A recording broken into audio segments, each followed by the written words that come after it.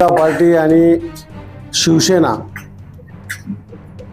परभणी विधानसभा आणि जिंतूर विधानसभामध्ये जिल्हा परिषद निवडणुकीमध्ये युती झालेली आहे आणि नक्कीच महानगरपालिकेचा वचका आम्ही जिल्हा परिषदला सर्वजण मिळून एक विकासाच्या मुद्द्यावर नरेंद्र मोदी साहेब असतील, राज्यामध्ये देवाभाऊ असतील, एकनाथभाई शिंदे साहेब असतील, यांच्या मार्गदर्शनाखाली जे विकास कामं झालेत आणि परभणी जिल्ह्याच्या सन्माननीय पालकमंत्री माननीय नामदार मेघनादिदी बोर्डीकर साकोरे असतील, आमचे निवडणूक प्रमुख रामप्रसादजी बोर्डीकर साहेब असतील, सुरेशरावजी वरपुडकर साहेब, सीतारामजी गंधाड मामा आणि शिवसेनेचे सर्व नेते आनंद भाऊ असतील, यांच्या मार्गदर्शनाखाली आम्ही नक्कीच जिल्हा परिषदला सर्वसामान्य जनतेच्या आशीर्वादाने आणि पदाधिकारी आणि कार्यकर्त्यांच्या मेहनतीवर आणि विकासाच्या मुद्द्यावर भारतीय जनता पार्टी आणि युतीचा जिल्हा परिषद झेंडा फडकणार म्हणजे फडकणार. कशी वाटत असेल एकंदरीत आज शेवटचा दिवस होता फॉर्म भरण्याचा, कशा पद्धतीने असेल? आता आमचे दोन विधानसभेमध्ये तर आमची स्पष्ट युती झालेली आहे. परभणी विधानसभेमध्ये 2 जागा भारतीय जनता पार्टी लढवित आहे, 2 जागा शिवसेना लढवित आहे.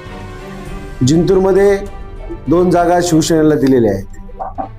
त्यामुळं अतिशय चांगलं वातावरण आहे. उमेदवार पण आमचे अतिशय चांगले आहेत, अनुभवी आहेत, काही नवीन उमेदवार आहेत, पण नक्कीच सर्वसामान्य जनतेला मान्य असलेले आमचे उमेदवार आहेत.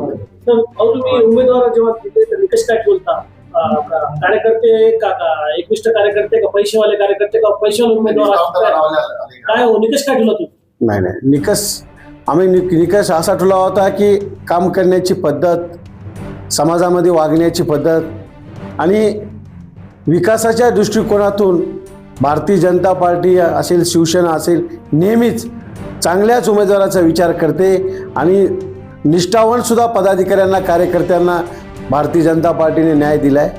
पालिकेत अशा प्रकारे तुमच्या आरोप करते की कार्यकर्त्यांना डावलून तुम्ही बाहेरचे उमेदवार दिले, त्याच्यामुळे तुम्हाला फटका पडला, यावेळेस झिडपले असं झालं का तुम्ही? नाही, बाहेरचे कुठं महानगरपालिकेत आम्ही उमेदवार दिले होते? चर्चा होती कारण तुमच्याच उमेदवारांनी पत्रकार परिषद घेऊन आरोप केले. नाही, सर्वसामान्य कार्यकर्त्याला सुद्धा संधी दिली ती महानगरपालिकेमध्ये.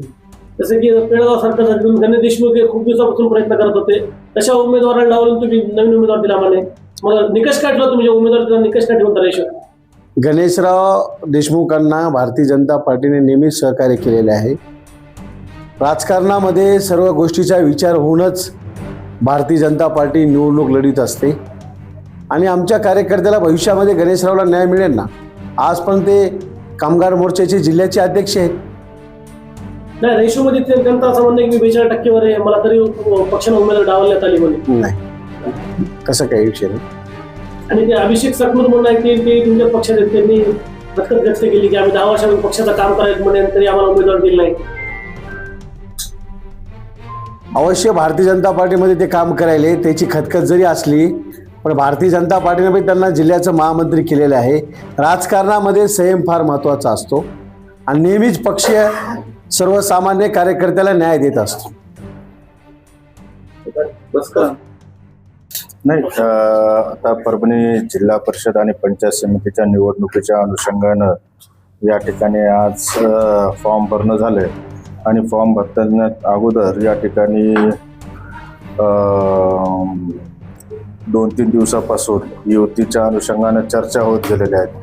माननीय नामदार एकनाथजी शिंदे साहेब असतील, त्यासोबतच माननीय नामदार या ठिकाणी उदय सामंत साहेब असतील, त्यांनी या ठिकाणी मंत्री संजयजी राठोड साहेब यांना या ठिकाणी पाठवून या ठिकाणी युतीबाबतच्या चर्चा केल्या आणि भारतीय जनता पार्टीकडून या ठिकाणी परभणी जिल्ह्याचे पालकमंत्री मेघनादिदी बोर्डीकर, त्यासोबतच बोर्डीकर साहेब आणि वरपुडकर साहेब आणि जिल्हाध्यक्ष सुरेशजी भुमरे यांनी पुढाकार घेऊन या ठिकाणी जिल्ह्याच्या अनुषंगानं ही युती करायला सांगितली आणि करण्यासाठी या ठिकाणी माझ्यावर जी शिवसेना प्रमुख या ठिकाणी जिंतूर आणि सेलू मतदारसंघाची जबाबदारी आहे, त्या दोन्ही मतदारसंघामध्ये या ठिकाणी युती आम्ही केलेली आहे या ठिकाणी परभणी विधानसभा मतदारसंघामधून आम्ही भारतीय जनता पार्टीला या ठिकाणी आमचं चांगलं या ठिकाणी शिवसेनेचं प्राबल्य असताना सुद्धा या ठिकाणी आम्ही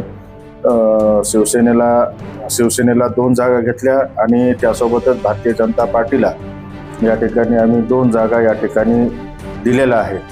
बोबडे टाकळी सर्कल आणि पिंगळी सर्कल हे शिवसेनेकडे राहील आणि झरी आणि कुंभकर्ण टाकळी हे 2 सर्कल भारतीय जनता पार्टीकडं.